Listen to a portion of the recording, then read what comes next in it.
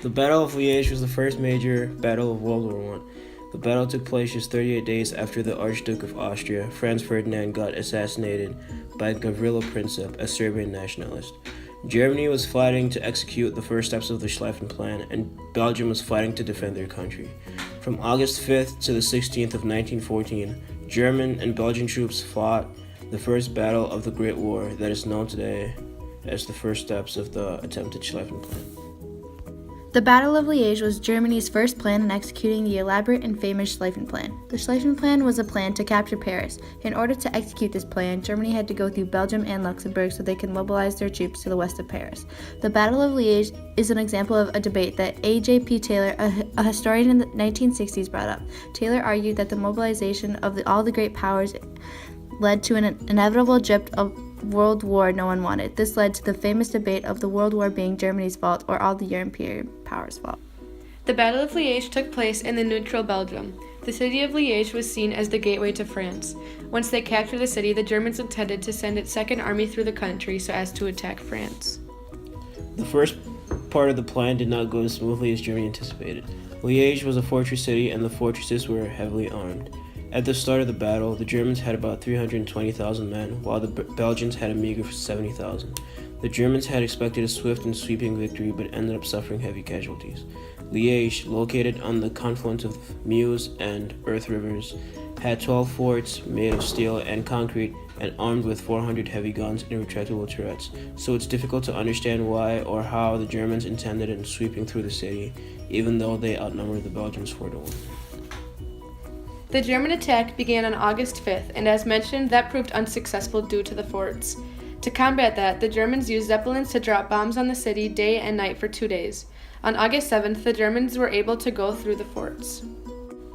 The Germans could not continue their advance without capturing the forts that had caused them so much trouble. To do so, they employed new types of weapons/warfare. They used the massive Austrian-built 17-inch howitzers, together with the use of Big Bertha, which was at the time the world's largest artillery piece, that fired 42-centimeter shells over a distance of 15 kilometers. These giant field guns were used with devastating effect in the forts that were literally blown out of the ground. By August 16th, the city had been blown to the forts had fallen, and the Germans were able to continue the Schlieffen Plan. At first, the 2nd and 3rd armies were able to roll through the rest of Belgium, and by August 20th, Brussels and the Belgian capital had fallen. However, even though the strong and prepared German troops destroyed the weak and small Belgian troops, the commanders were very respectful towards each other. An unnamed German officer wrote about the fall of Liege in the conversation between General Emmich and General Lehmann.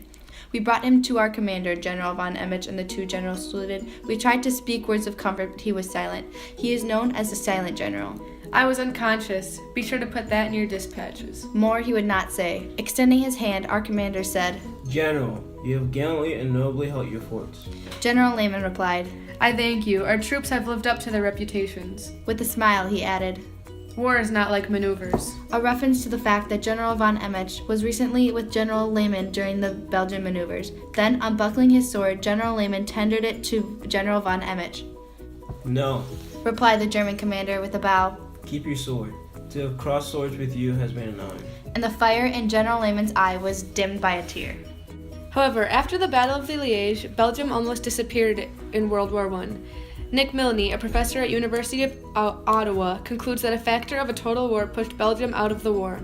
This factor was the use of propaganda. Milne writes, "Let it suffice to say that a great deal of propagandistic hay was made of the sufferings of Belgium in the war's early stages, especially by British journalists, statesmen, and public intellectuals. The most notorious example of this is likely the Bryce Report, or more extensively, the report of the Committee on Alleged German Outrages, first released in 1915. Propaganda was the Great War's all-encompassing character." In conclusion, the Battle of Liege caused the Belgian army to have 24,000 casualties, and the Germans suffered 5,300 casualties. The Germans would then continue into France, attempting to execute the Schlieffen Plan. However, the Schlieffen Plan failed when Clark led his army east of Paris instead of west. This allowed the French troops to meet them at the Marne River, leading to the German loss at Marne and the final failure of the Schlieffen Plan.